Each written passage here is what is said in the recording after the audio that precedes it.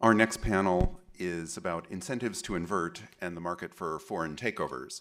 Corporate inversions are takeovers, and of course there's a market for that. In order to understand that, we turned to a young expert on international takeovers, and that's Andrew Bird, who is an assistant professor at the Tepper School of Business at Carnegie Mellon University. The commentator in this session will be Mihir Desai, who's a professor of law at Harvard Law School and Mizuho Financial Group professor of finance at Harvard Business School. But we start with Andrew Bird. Andrew.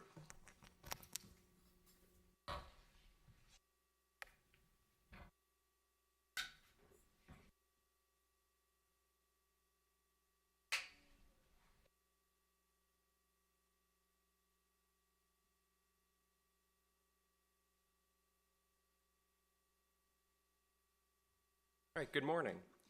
So I was gratified to hear John's opening remarks this morning, and then Jim's done the same thing. So my first slide is really to draw the analogy between inversions and foreign takeovers more generally. I think that's kind of been done already. I'll go over the argument again just to be clear. So of course the incentives to invert, generally speaking, are to try to reduce taxes on both foreign and domestic income. So that could be the stock of past earnings as well as on a go-forward basis. So we heard about different structures for inversions. They basically involve getting a new foreign parent. Now, of course, the other place you can get a new foreign parent is if you're just acquired by a foreign company. This has been happening for a long time. But the tax incentives are as a very close parallel with the tax incentives for a foreign acquirer to take over a U.S. company as there are for that U.S. company to find some other way to get a foreign parent. So there are actually a number of advantages from a research perspective of looking at these foreign acquisitions, and the main one is just that there are many more of them. So I think inversions are very interesting, but there aren't that many. So if you look at foreign acquisitions more generally, so this is on the order of hundreds of billions of dollars a year of domestic assets are taken over by foreign companies, and this is, obviously there's a lot of volatility, but there's a lot of such behavior. And because of that, to the extent that we're worried with tax inversions about things like tax revenues and economic efficiency, it may actually be the case that we should be more worried about these tax incentives underlying foreign acquisitions just because it happens so much more. So what I'm going to talk about today is going to be how the characteristics of U.S. target firms affect the competition between foreign and domestic acquirers. So when a U.S. company is taken over, I think there's at least an implicit competition to be the successful acquirer, and there's at least an implicit competition between domestic and foreign acquirers to do that. So the key difference that I don't think is controversial, especially now, between foreign acquirers and domestic acquirers in this market is that foreign acquirers face lower effective tax rates. I think that's been changing over time, but I think that's probably been true on average for quite a long time now. So I'm going to talk about three different characteristics of these target firms that I think is going to do two things. So one is it's going to tell us something about behavior. So it's going to tell us something about what kind of U.S. companies are good targets for foreign takeovers, and so in turn would be good targets for inversions as well. And I'm picking these characteristics in a particular way so that they're going to also tell us something, I think, about how we can make domestic policy choices and how domestic policy choices are going to affect foreign acquisitions and inversions. So I think some of these are obviously going to affect inversions and foreign acquisitions, and some of them are less clear. I hope they'll be clear after I've explained them.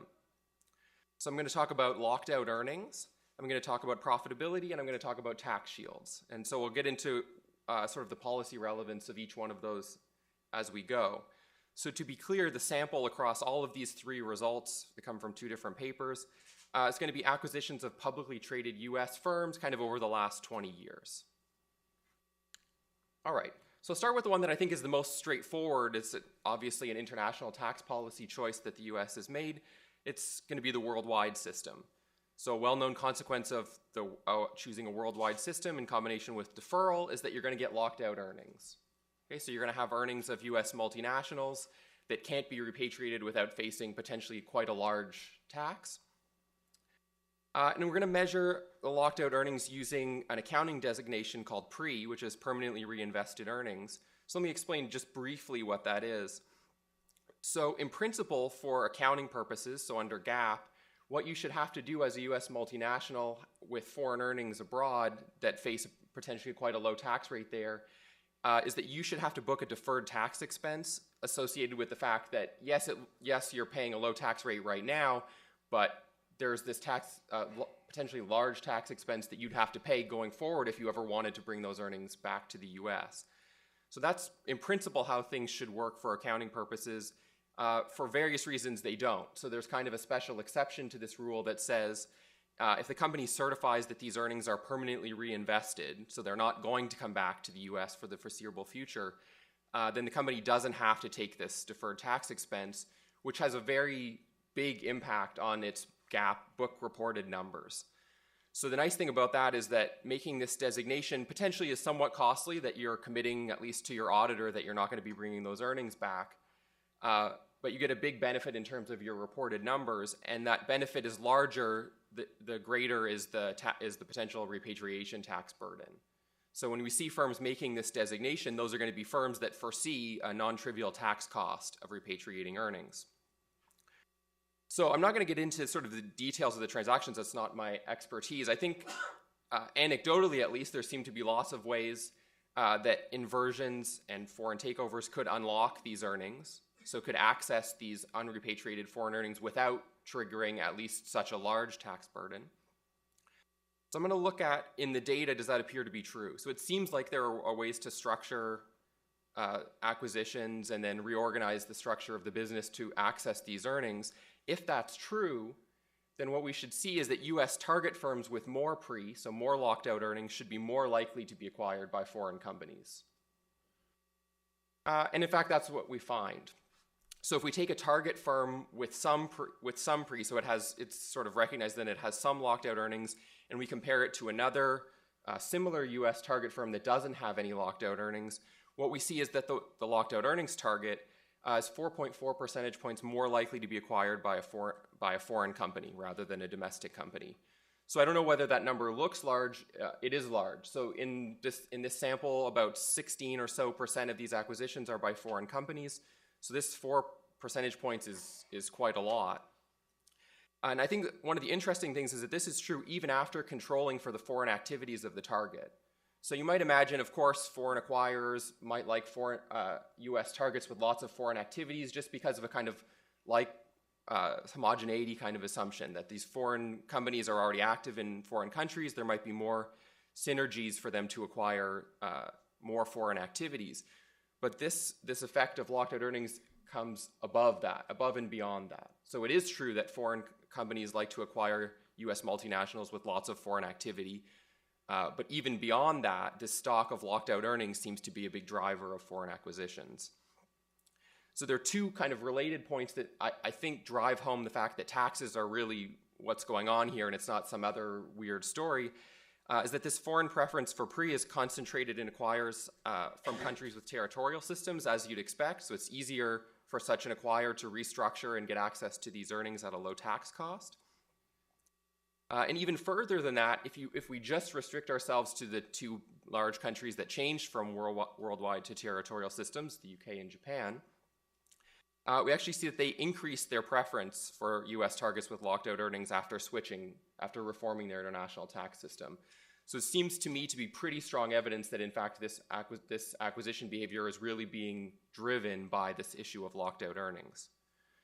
So the empirical evidence here, I think, is relatively clear, and I think it makes sense intuitively as well, that the lockout of earnings caused by the worldwide tax system used by the US encourages foreign acquisitions of US companies. Right? And I think that just as it's true for acquisitions of US companies, I think it's also true for inversions. So next I'll turn to the profitability of the US target. So it may not be immediately clear why that's an interesting thing to look at.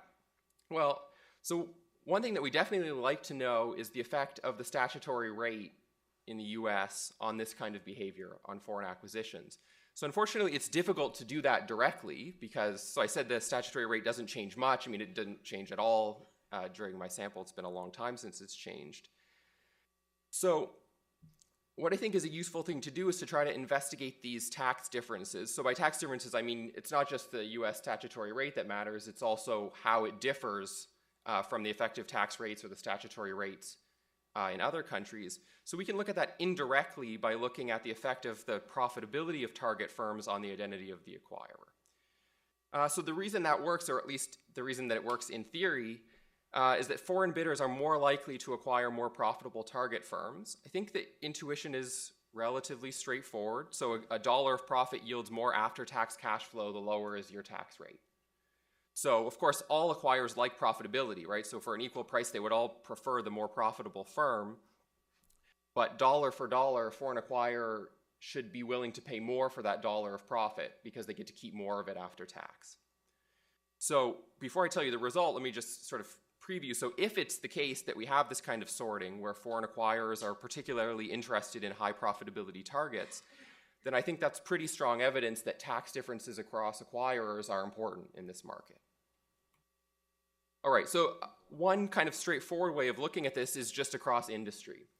So what we've got in this picture along the vertical axis is by industry the fraction of target firms in that industry that were acquired by a foreign acquirer.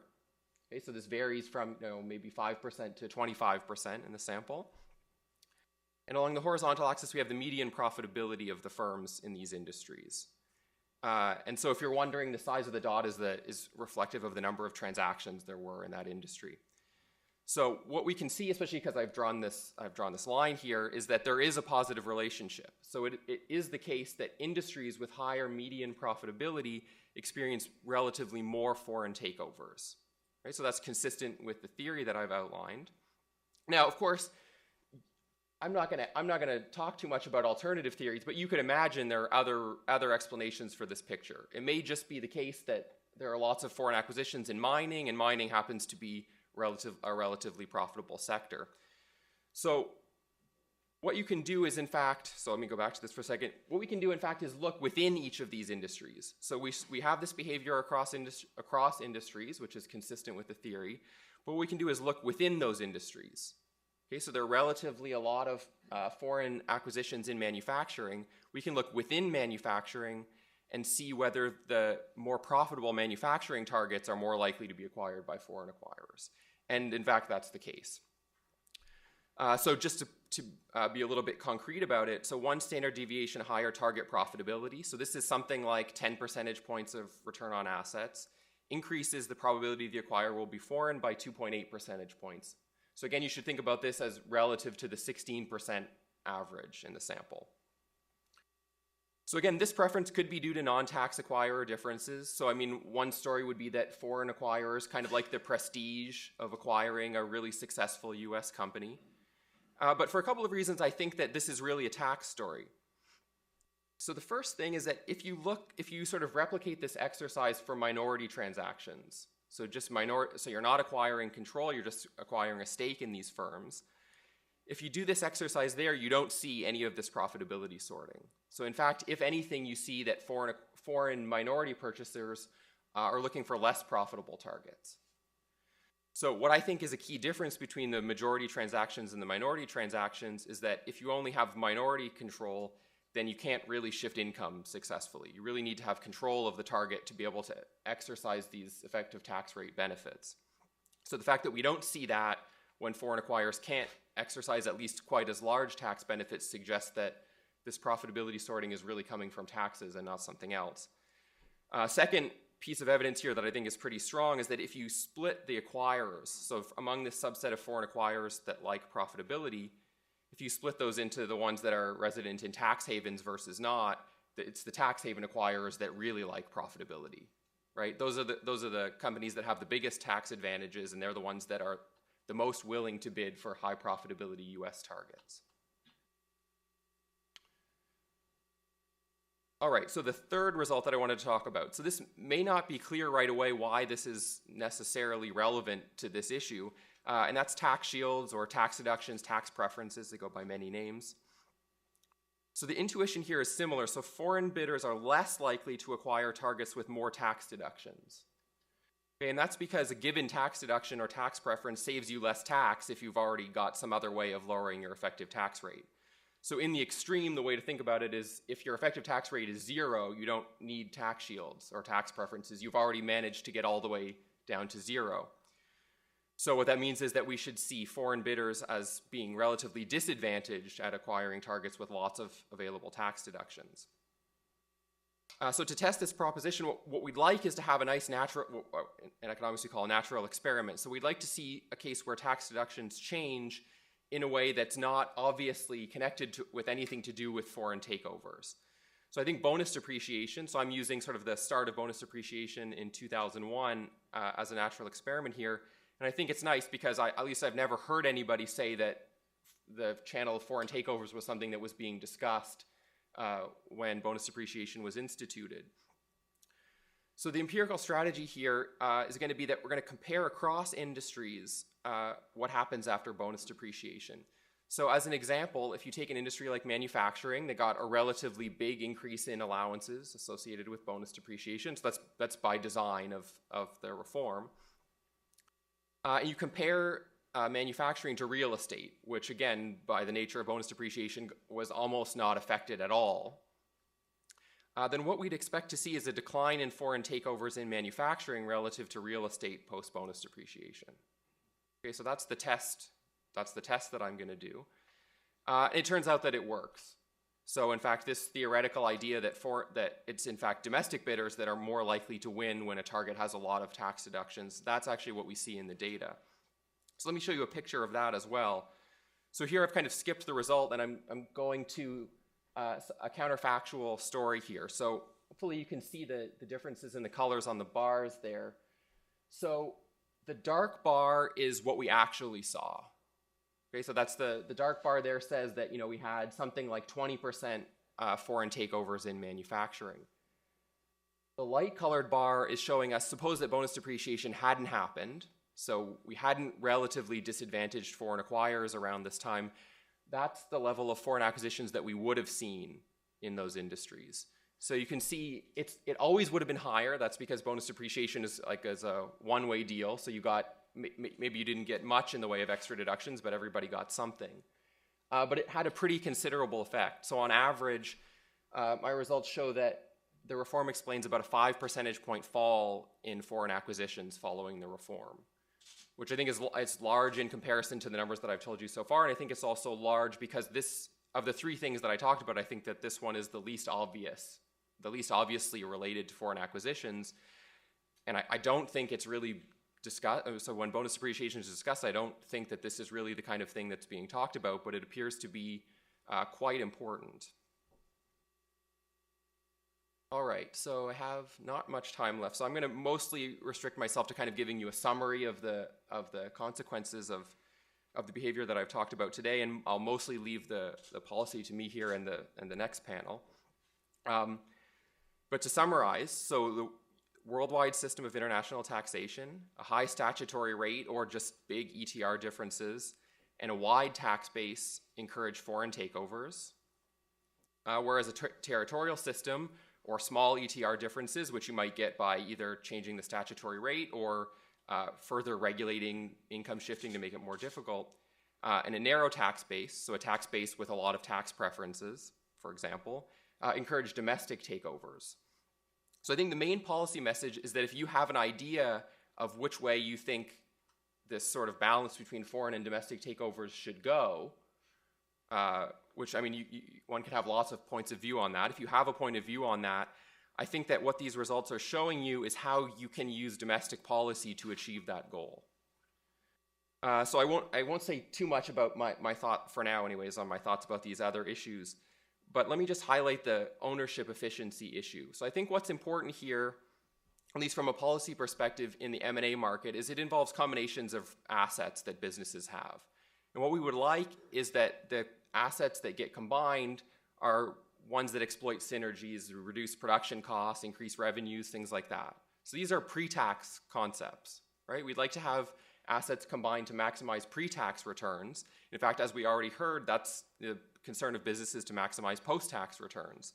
So the greater are these kind of tax incentives and disincentives and distortions, the farther we're going to get away from this ideal of maximizing pre-tax returns.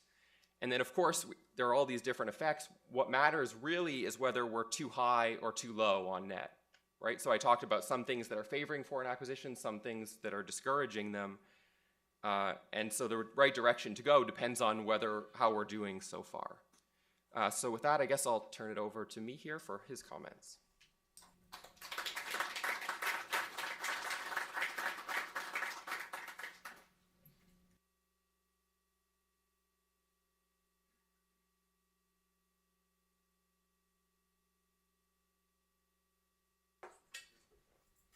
Great. Thank you so much for the invitation to be here. It's a real pleasure, and I really enjoyed this paper. Andrew's one of a new generation of folks who's really providing lots of new empirical evidence, and there's a wave of new papers on this topic, so it's a delight to be discussing it. Let me just tell you what I was hoping to do. I'm going to first just begin with a review of what Andrew went through, and I think it's pretty straightforward, and then try to just address why you might care. And then talk about some of the issues and problems. In order to maintain my street credibility, I do have to at least prompt some questions about the results and investigate some alternative explanations for that, and then wrap up. So as Andrew laid out, there are several results here, and there's some nice robustness tests that I want to just highlight. So the big headlines are foreign acquirers are more likely to purchase profitable U.S. targets. And interestingly, it's more true for majority transactions, and Andrew points out that's where you'd expect to see it. And it's more true for acquirers from havens, so-called havens, than from non-havens, again, where you'd expect it, which is, again, a nice empirical robustness test. The second piece of it is that increases in depreciation allowances decrease the likelihood of foreign acquisition. This, again, I think, as Andrew suggested, is not immediately intuitive, but I think the way to think about it is, well, if they're scooping out their domestic base with depreciation, then there's not as much domestic base to scoop out for the foreign acquirer. I think that's a simple way to think about it. And then more locked out earnings are associated with the greater likelihood of foreign acquisitions, clearly relevant in the inversion setting. But what's really nice here is that varies depending on the regime of the home country, of the acquire country, the country of the acquirer. And this is the really nice thing, this is where economists get really excited when you see a regime switch, as in the UK and Japan, and then you see the effect even more so. So a very nice set of results. So just briefly before I put forward some quibbles, why should you care? I think the first thing just to say here is, when I began in this business, it was common to think that taxes were something that you addressed after the investment decision or merger decision you wanted to undertake. The tax experts would then come in and arrange things in order that they were optimized. And this has just been a secular trend, and this inversion wave and these results would suggest that that's just no longer true. That taxes aren't the afterthought, that they are in fact a leading thought in the design of these transactions. And so that gives rise to a variety of concerns, one of which is highlighted by Andrew, which is, are we having productivity distortions, aggregate productivity distortions because of who owns what? That's certainly a concern I'm sympathetic to. I just wanted to raise a few others, just so we understand why you might care again about this. One is that there's aggregate productivity problems. But in this literature, there's been concerns that it's not really clear why we care about how the world is doing. We should care about how America is doing. And so even in national welfare terms, you might care about this. And I just want to lay out a couple of reasons why so that the rest of the results are interesting to you. The first is highlighted by Mike, I think, and Paul in their earlier discussion, although it came up at the end, which is we just might care about where headquarter jobs are. And that just might be a first order thing that we care about. Now, Mike suggested it was because there are advisors around them, there's a whole network of people around them. Paul suggested it's because the next generation of headquarter people are not likely to be Americans, they're likely to be non-Americans. So that's one other reason why, in addition to some aggregate productivity, which might feel ephemeral to you, you might care about those particular jobs in a way that you might not have thought otherwise. The second thing just to highlight here is these are good firms. These are high quality, high productivity, high profitability firms. So it's not as if the selection mechanism is working in America's favor in some general sense. It's working against them. And what do we know about high profitability firms? Well, we know high profitability firms share rents with workers. We know that shows up in wages. We know that high profitability firms and firms that do well, in particular abroad, now I think it's well established that they do well domestically. So these are not the firms you want to be taken over. They're, in some sense, exactly the ones you don't want to have be taken over. And then the final thing to say about that is we know, and this is, I think, where we need a lot more research, but we already know something about the fragility of jobs as a function of the distance to headquarters. So, and the fact that we know roughly is that as you increase the distance from headquarters, the fragility of jobs, by that I mean the likelihood of a layoff, increases. So for that reason, you might care about this as well. And then the final thing to say is from a revenue perspective, the long persistent fact, I think it's still true, is that foreign multinationals in the US have remarkably low profit rates. And if that might be for a variety of reasons, one potential reason for that is they're particularly good at scooping out the base. So if we're seeing that more, then that would seem problematic from a revenue perspective. So for all those reasons, I think these results are things that go beyond some notion of aggregate productivity problems, of which, of course, I'm very sympathetic. So just a couple of thoughts about the results themselves. The first is, the profitability results I think are really interesting and perhaps the strongest of all of them. I would like to see more, which is, of course, what I want to do, which is, the first is, as Paul highlighted, there's really different mechanisms at place with respect to foreign profits and domestic profits. So in the domestic profit setting, we care because we think they're scooping out earnings via interest stripping or other allocations. And then with the foreign profits, it's more about the repatriation taxes and the such.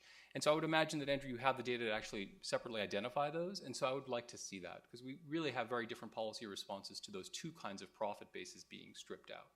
So that would be the first thing. I think industry controls, Paul highlighted this, we see big industry effects. We saw oil, we saw insurance, we're seeing pharma.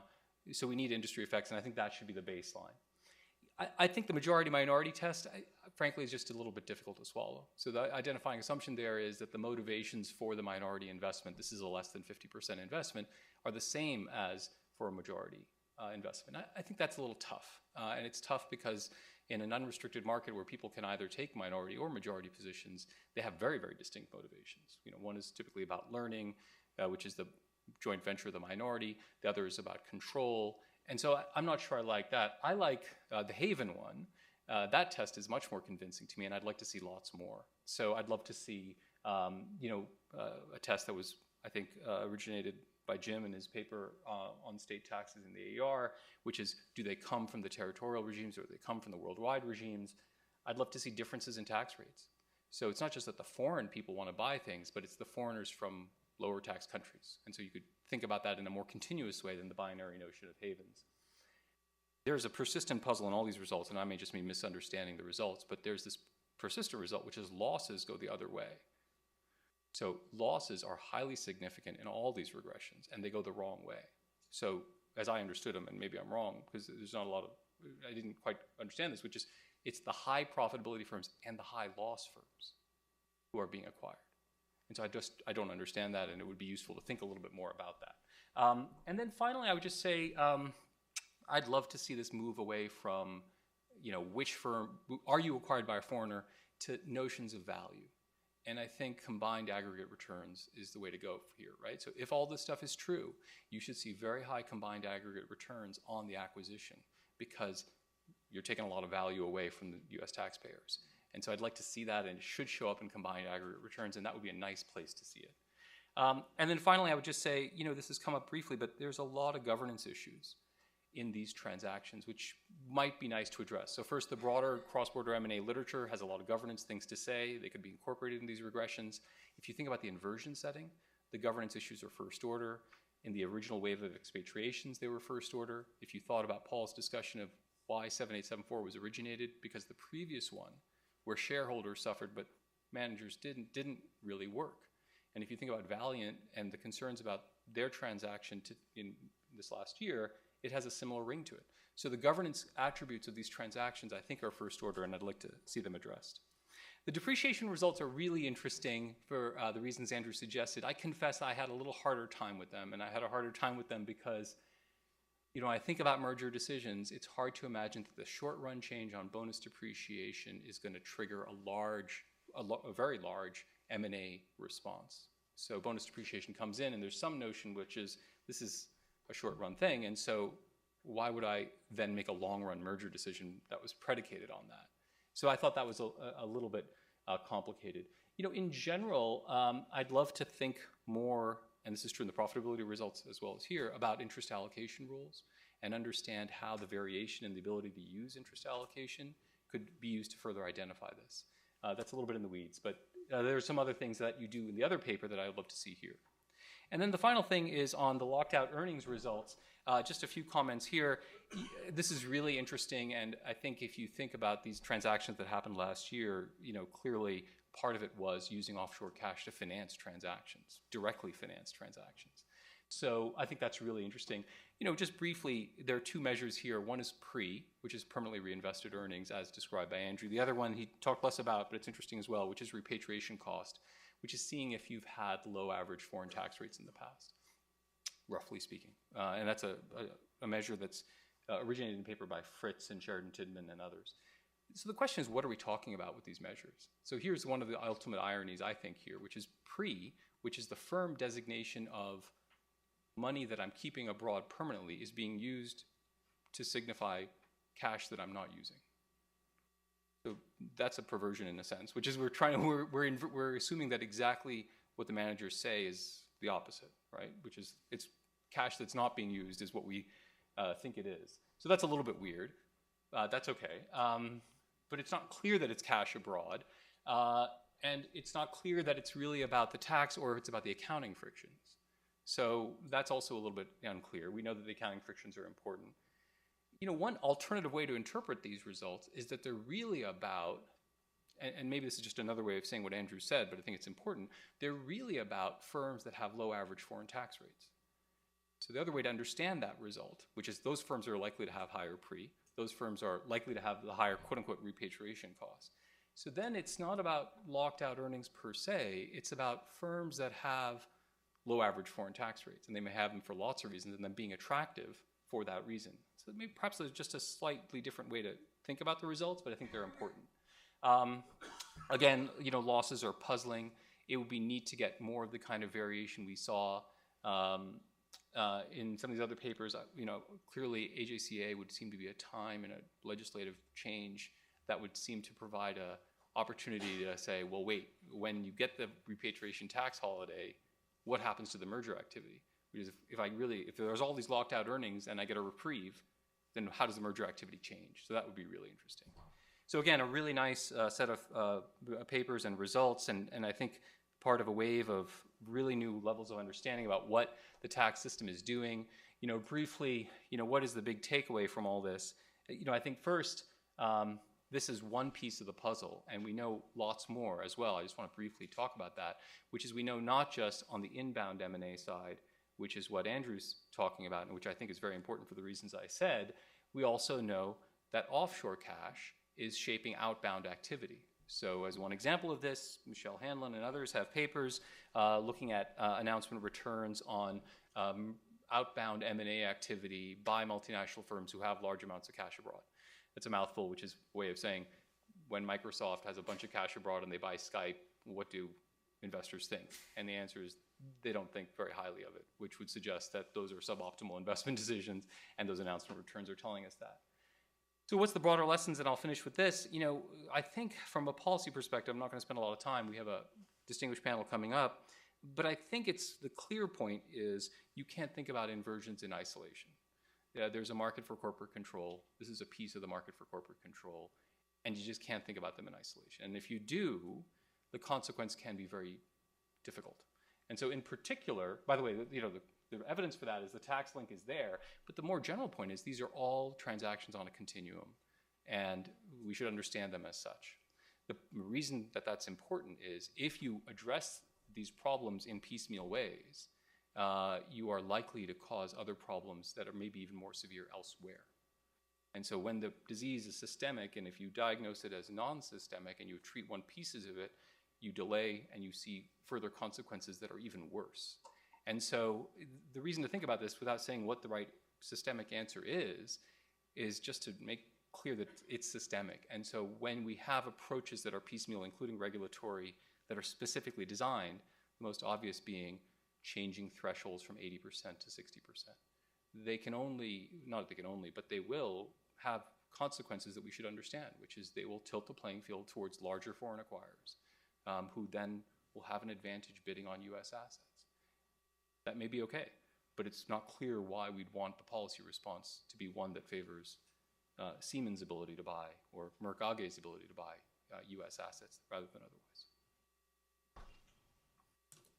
Thank you.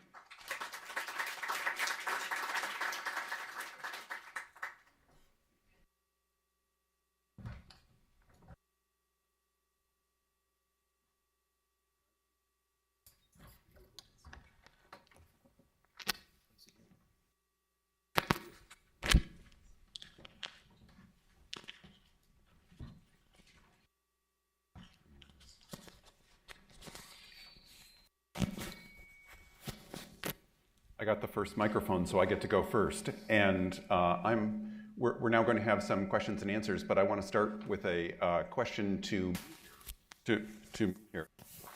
I'm going to start with a question to me here. And my question is, Mihir, when you were talking about the distinction between foreign ownership of business activity in the United States and domestic ownership, and pointing out some of the benefits that come from domestic ownership, domestic headquarters, and so forth. Were you suggesting that we should have severe rules on foreign acquisitions of American companies, like have laws that put up? How would we know when we've got the right treatment? Which is an issue that Andrew raised as well in his presentation. Well, I certainly wouldn't favor barring foreign ownership. I don't think that's the right answer, and I frankly don't have a perspective on the optimal rate, and I wouldn't pretend to. But I think the reason to think about it is simply to say that we seem to have a distorted market, and the tax rules are creating that distortion. So at a first approximation, I think it's safe to say that removing that distortion would be an advantageous thing. I think so. It's less about putting up rules than it is about at least removing the ones that are disadvantageous. And the second thing to say is, I think it changes our attitude from a policy perspective and in the electorate, hopefully, which is that we don't understand. We understand that having an American firm that's headquartered in America and succeeding abroad is broadly a positive thing.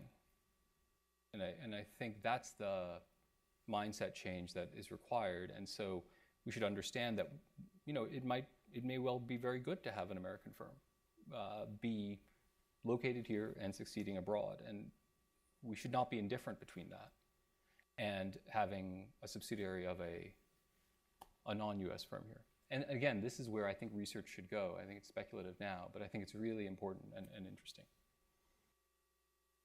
We do have time for some questions. Sir.